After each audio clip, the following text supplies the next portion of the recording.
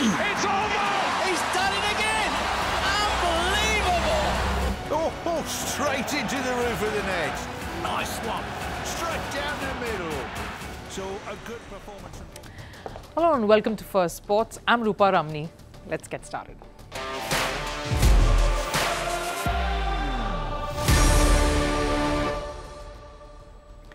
Right on the show today, Lucknow's IPL team coach says whatever happened on the field between their owner, Sanjiv Goenka, and the captain of the franchise, KL Rahul, was not a big thing. Just a robust conversation between two cricket lovers. This despite an image of Goenka and KL Rahul meeting for dinner last night emerges. I'll tell you what's wrong in the messaging that's being sent out by all of this ahead of their do-or-die match against Delhi today.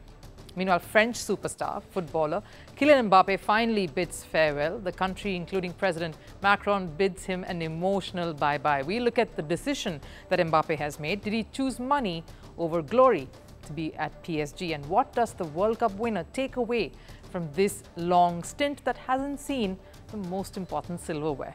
And on a lighter note, the one thing that keeps former world number 1 and 22 Grand Slam winner Rafael Nadal spirited on the court, this little mischievous bundle of joy is soon overtaking his fandom. We'll tell you more on the show, but first a look at the headlines in Sports 360. Starting with football in the La Liga, Barcelona secured a 2-0 victory over Real Sociedad. Lamine Yamal scored the opener in the first half and Rafinha's stoppage time goal sealed Barcelona's victory. Barcelona moved to second in the points table with a 1-point advantage over Girona. Over in tennis and the Italian Open, defending champion Daniil Medvedev advanced to the next round after a hard-fought victory against qualifier Hamad Mejdovic. Medvedev beat his opponent 7-6, 2-6, 7-5. Over in the NBA, Oklahoma City Thunder beat Dallas Mavericks 100-96 in the Western Conference semi-final series. Shai Gilgeous-Alexander scored 22 of his 34 points in the second half. The Mavericks versus Thunder series is tied at 2-2 now with 3 more games left. And in cricket, the Ireland men's team will embark on their first tour of Pakistan next year. The matches between the two teams are likely to be scheduled for August and September 2025. As part of the series, the two teams will play 3 one-days and 3 T20 internationals. Currently, they both are in a 3-match T20 series in Ireland, with the series tied at 1-1.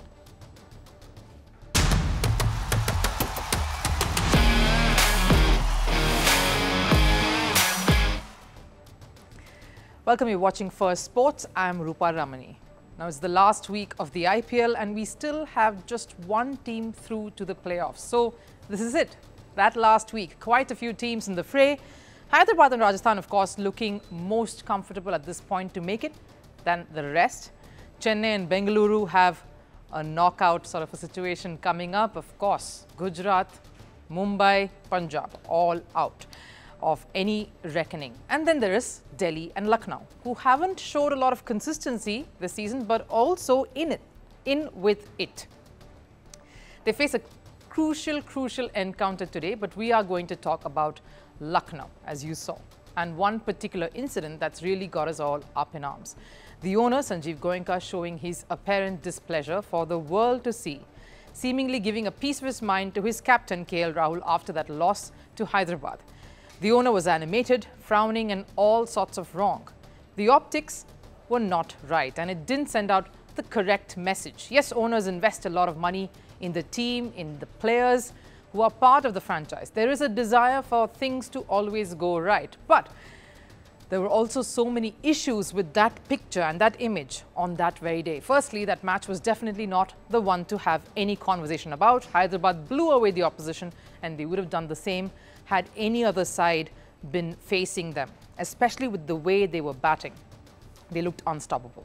Second, if you nevertheless needed to have an honest conversation with your captain, maybe choose a better spot, a better time. A cricket ground is certainly not the place. That's where cricket is played, and that is it. And third, it sure didn't look like a conversation where KL Rahul would be asked to respond. It seemed like one-way traffic. So the pressure on the captain here, KL Rahul, ahead of this game, I would think is immense. And one of the coaching staff, former South African cricketer and of course one of their key all-rounders at that time, Lance Klusener, when he attended the press conference yesterday, was of course asked about this. What was that? And is everything okay in the Lucknow camp post that particular image? And this is what he says. I don't see any problem with some robust discussion between two cricket lovers. So for us, I guess it's just a storm in a teacup. We love a robust discussion. I think that's how teams get better. So it's not a big thing for us. He calls it a storm in a teacup and says it's no big deal. That messaging again is wrong all over.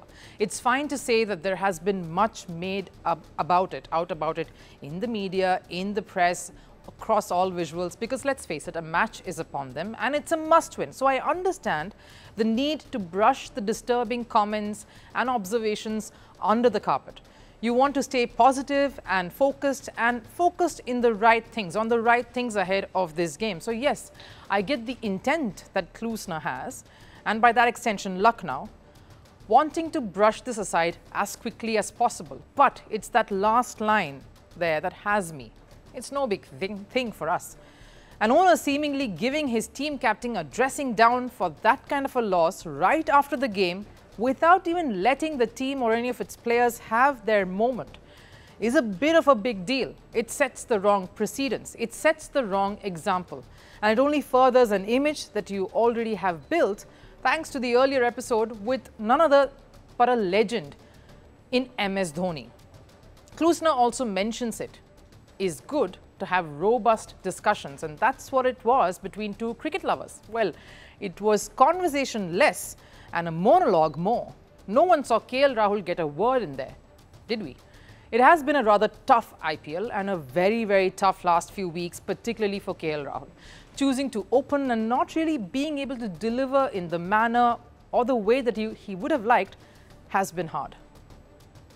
I think this IPL has been exceptionally tough for him because we have kept losing wickets at stages which hasn't allowed him to kick on where he likes. He probably feels like he's always having to rebuild. I think as a batting unit around KL, we haven't been as good as we should. It's just been extremely tough conditions for him. Losing a spot on the World Cup squad would have hurt. And maybe if things went well here in this particular league, that would have been some consolation. It is difficult to be KL Rahul at this point. He's had a rather quiet IPL with the bat, just the 350s, and who knows, maybe things will dramatically turn around for him and his side starting today. But to think there will be miracles is probably asking for a bit too much. All he can ask for is his management to be in it with him, alongside him, with the team. No one likes to lose, and more so the players who are part of it, who play that sport. So some positivity and some faith.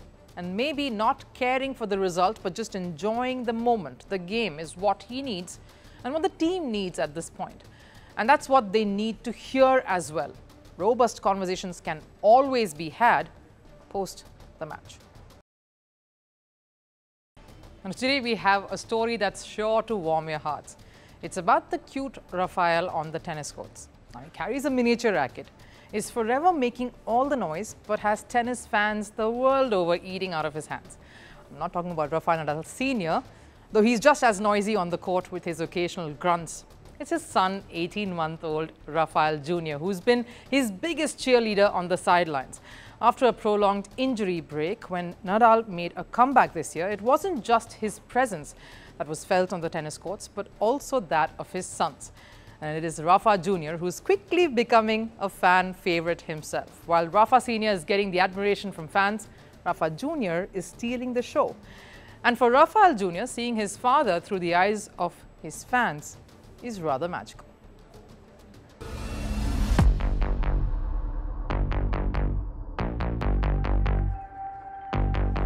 After a prolonged injury ever since Nadal made a comeback to the tennis court, his wife, Maria Francesca Pareo, and his son, Rafael, have been regular features in the stands. As Nadal inches closer to his retirement, it isn't just his fans that have been showing him the admiration. His family is part of his entourage everywhere he goes. It's now become a bit of a ritual at every event, and that's why Rafael Nadal isn't the only centre of attention these days. His fans are pretty torn between who to give attention to. The 18-month-old junior Rafa has become a bit of a crowd favourite. With his charming smile and infectious energy, Rafael Junior is stealing hearts every day. While Nadal is known for his aggressive stroke plays and grueling rallies, fans everywhere are getting to see his emotional side these last few months. Except for when Roger Federer retired and Nadal was all tears. Imagine if he had such strong emotions for a friend and a rival, how much will he feel for his 18-month-old son? Fans saw glimpses of Nadal the father at the Italian Open. During a practice session while Nadal was gearing up for his match against Zizou Bergs, he strolled over to his family to give his son a kiss on the cheek. You could see the love between father and son right there. But Rafael Junior seemed more interested in the tennis ball he was holding than his father's affection. Just like his father, maybe he too is a tad more passionate about tennis than anything else. Because Rafa Junior's toy and favourite accessory has been a mini racket that he's been carrying everywhere. Before Nadal's third-round match against Hubert Hurkacz, Nadal was busy getting ready. Rafael Junior was carrying his mini tennis racket and a ball, ready to join his dad, get in on the action. Start young, they say. Maybe too young to face Nadal's searing forehand just yet, but surely he loves tennis just like his father. Nadal may be a fierce competitor on the court, and just as in any sport or profession, you keep learning every day. Being a father is a bit like that too. I've always been a kids guy. Everything surprises you because everything is new. Especially the first kid you have. Everything is 100% new for my wife and for me. So you learn every day. And every day is unexpected. Always enjoyed spending time with the kids. I had plenty of smaller cousins than me, so I had a lot of fun with them when they were babies. These are special moments for the Nadal family. Rafa Junior is witnessing the love and admiration that fans have for his father. I'm sure he's confused why there are so many people asking his father to sign stuff for them or ask for his pictures. He's too small to comprehend the adulation. He probably feels he's the main hero and lead in this story. For Rafael Nadal, the journey is special. He wants his family to be a part of all this, and maybe somewhere wants his son to watch him lift a trophy too while he's at it. Dreaming of sharing a tournament victory with his child, hoisting trophies high above his head as confetti rains down. It's a special moment. We've seen Roger Federer feel that in the recent past. Rohan Bopanna talked about it right here, how special it was winning the Australian Open with his daughter and wife watching and cheering for him. Whether Rafa will win a trophy in front of his son is something we can't possibly predict. But beyond the trophies and accolades, Rafael Nadal's greatest win this season so far has been the journey he's experiencing with his family by his side. He keeps insisting he doesn't want them to tear up. He wants these last many months to be memorable and nostalgic. And seeing Nadal's bond with his son on the sidelines has only added to his legacy both on and off the court. Now, the influx of money has changed football, and with clubs splurging cash on marquee players, the question of loyalty has been discarded too. And one such footballer who finds himself in the middle of this debate is France's Kylian Mbappe, a World Cup winner, Ballon d'Or contender, and one of the stars of the game. After spending 7 years at Paris Saint-Germain, Mbappe has said farewell to the club, finally. I wanted to announce to you all that it's my last year at Paris Saint-Germain. I will not extend and the adventure will come to an end in a few weeks. I will play my last game at the Parc des Princes. But I think I needed this. A new challenge after 7 years. We can love it or hate it. I made the choice of loving it. And I did it for 7 years with ups and downs, of course. But I do not regret at any moment signing with this prestigious club. Now, Mbappe says he doesn't have any regrets, but is that true really? Mbappe may have won all the domestic trophies at PSG, but the Champions League has always eluded him. And given Mbappe's stature, he would surely have wanted to lay his hands on that trophy. And in that quest, Mbappe will most likely move to Real Madrid in the coming season. No official confirmations have come out just yet, but that seems to be his destination next. And why not? The World Cup winner has been dreaming about the club for ages now. And in the past 3 years, he was consistently linked up to Real Madrid. But he chose to stay on in Paris due to the obvious mega cash deal. It is reported that Mbappe got a $108 million signing bonus and an additional $54 million in salary at PSG. That's huge and a big amount for a 25-year-old. But we are in 2024 and that money doesn't seem to be the real incentive or just that enough for Kylian Mbappe anymore. Many argue that Mbappe could have pursued more silverware elsewhere, notably with Real Madrid, a club that courted him for years. And while he is finally making a move away from Paris, the question I want to ask is this too late in the making? This decision, has it come a little too late? Let's break it down. Mbappe's decision to stay at PSG was driven by the lucrative contract and a bunch of endorsements. And despite winning several domestic titles with PSG, Mbappe's hunger for Champions League glory remained unfulfilled. While Madrid's bid for Mbappe became public since 2020, he's always been linked to the club since before that, from 2017, a year that Mbappe made a loan move from Monaco to PSG. And ever since Mbappe's 2019 World Cup triumph, Real Madrid's interest in the player has only grown. And here is the fact. During that time, Madrid have won 2 Champions League titles and they are in the final of the current season. Had he joined the club earlier, he could have been standing on the podium with a Champions League trophy in his hands. So that's probably the only regret Mbappe could sense from his stint at PSG. But was the elusive contract the only reason why Mbappe stayed back? Because in the past 3 years, whenever Mbappe decided to leave PSG, the Parisian club has tried every trick to get him to stay. But even so, the fans at PSG have not really made this stint an enjoyable one. Each time rumors of a Real Madrid deal surfaced, fans have only booed him. Though, of course, everyone would want a World Cup winner in their ranks, Mbappe's biggest fan in this has been President Emmanuel Macron. What do you think of Mbappe's departure to Real Madrid? I do not have a particular comment except that I am counting on Real Madrid to release Kylian for the Olympic Games, so that he can come and play with the France team, a few weeks after winning the Champions League with PSG and the European Championship with the France national team.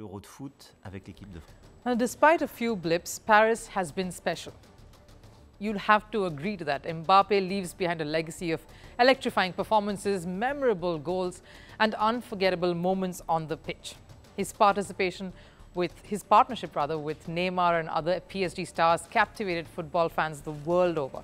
And it was while he was growing in stature through this club that the French star was able to translate his skills onto the global stage to win a World Cup. So safe to say that apart from the financial rewards, which we've outlined here pretty much in detail, Mbappe gained invaluable experience, matured as a player, and showcased his talent on the biggest stage. At 25, he may be without a Champions League title, but he has 7 Ligue A titles, 3 Coupe de France, 2 Coupe de la Ligue, and 3 Trophy des Champions. With his exceptional skill set and youth on his side, Mbappe still has plenty to offer any top club. A chance to cement his legacy at a historic club like Real Madrid is driving his decision to move on from here. Kylian Mbappe's departure from PSG marks the end of an era, but opens up a new chapter with fresh possibilities for this talented forward. On to last serve, and this one is on Tom Brady. Now, is there anything he can't do? We know he's great at winning Super Bowls, but recently the electric race boat that he's bought managed to come first as well. He, in fact, was the center of all attention as he kicked off proceedings at the Venice Grand Prix, the E1 Venice Grand Prix, with his trademark throw. Take a look.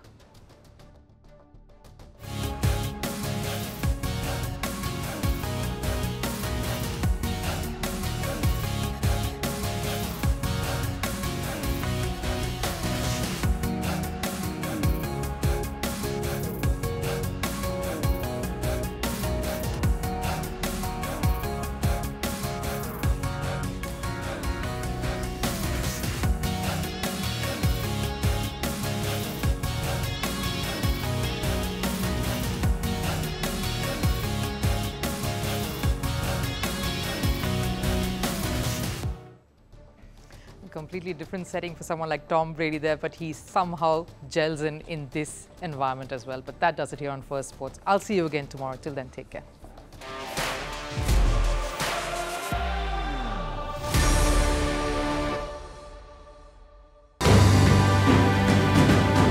Firstpost reports from the world's second largest continent. Hello, I'm Alison Lagrange. A very warm welcome from Durban, South Africa. We get you the news and the newsmakers from Africa. South Africa goes to the polls on the 29th of May. I will track the election and bring you ground reports. Is it the end of the road for the African National Congress? And will former President Jacob Zuma stage a dramatic comeback? From elections to climate change to innovations and opportunities. As the world's attention shifts, we report from Africa, the heart of the global south. Join me every weekday live on Firstpost.